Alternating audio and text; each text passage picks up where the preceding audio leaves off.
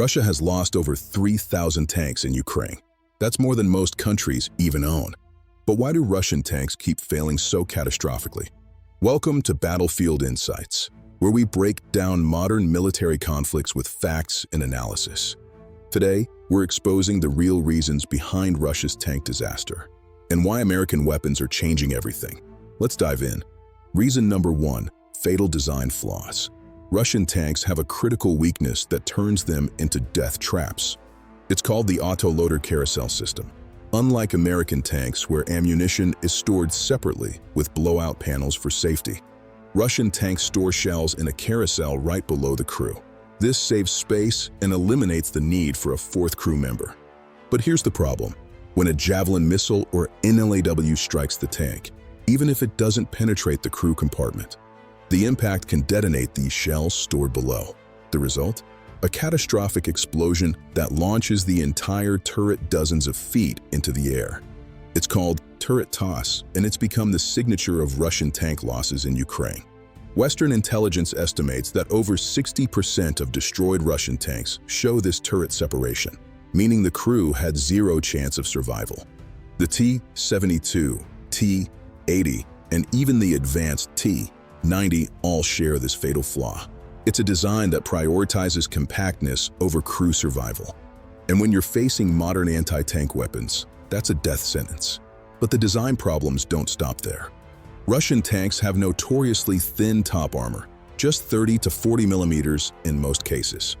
American Javelin missiles are specifically designed to attack from above, striking the weakest point. Meanwhile, Ukrainian forces using Turkish Bayraktar drones drop munitions right onto these vulnerable roofs. It's like shooting fish in a barrel. The tanks never stood a chance. Reason number 2, tactical incompetence. Even if Russian tanks had perfect design, their tactics would still get them destroyed. Remember that 40-mile convoy outside Kyiv in the first weeks of the war? Tanks bumper to bumper, no spacing, no air cover, sitting ducks on a single road. Ukrainian forces picked them off one by one using simple ambush tactics. Here's what Russia did wrong. First, they sent tanks ahead without infantry support.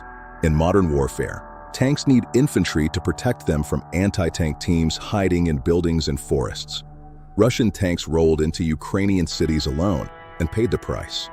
Second, terrible logistics. Tanks need fuel, ammunition, spare parts.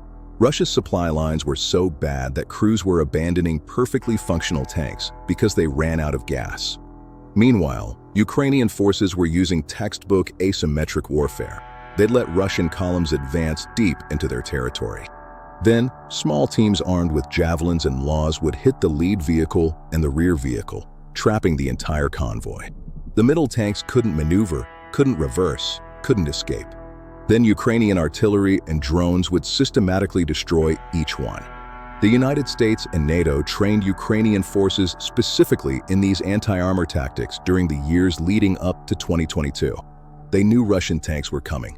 They knew the weaknesses, and they prepared the perfect countermeasures. Russia walked straight into a trap of their own making. Their Soviet-era tactics stood no chance against modern NATO strategy. Reason number 3, American weapons changed everything. Here's where the United States entered the equation and completely shifted the balance. The FGM-148 Javelin, a $200,000 missile that can destroy a $2 million tank from over 2 miles away. The U.S. has supplied over 8,500 Javelins to Ukraine. Each one is a tank killer. How does it work? The Javelin uses a fire-and-forget system with infrared guidance. The operator locks onto the tank, fires, and can immediately take cover. The missile flies high into the air, then comes straight down onto the tank's weakest point, the roof. Russian tank crews never see it coming. By the time they hear the warning, they're already dead. But Javelins aren't the only game changer. The British NLAW, the Swedish At-4, American TOW missiles, Turkish Bayraktar drones. Ukraine has received a complete arsenal of NATO's best anti-tank technology. And American M777 howitzers provide precision artillery support, destroying Russian armor from miles away with GPS-guided munitions. The result? Over 3,000 confirmed Russian tank losses. That's more than the entire British or French tank inventory. Some estimates put the real number even higher, possibly 4,000 or more tanks destroyed or captured. Russia's tank forces have been absolutely devastated, and American weapons delivered the killing blow. This is what happens when Soviet-era equipment meets 21st century Western technology. It's not even a fair fight. So there you have it. 3 reasons why Russia's tanks keep failing in Ukraine. Fatal design flaws that turn them into exploding coffins. Incompetent tactics that leave them sitting ducks. And American weapons that exploit every weakness. This is Battlefield Insights, bringing you the military analysis the mainstream media won't cover. If you found this valuable, smash that like button and subscribe for more deep dives into modern warfare. Drop a comment. Do you think Russia's tank forces can recover? Or is this the end of Russian armor dominance? Thanks for watching. Stay informed, stay sharp, and God bless America.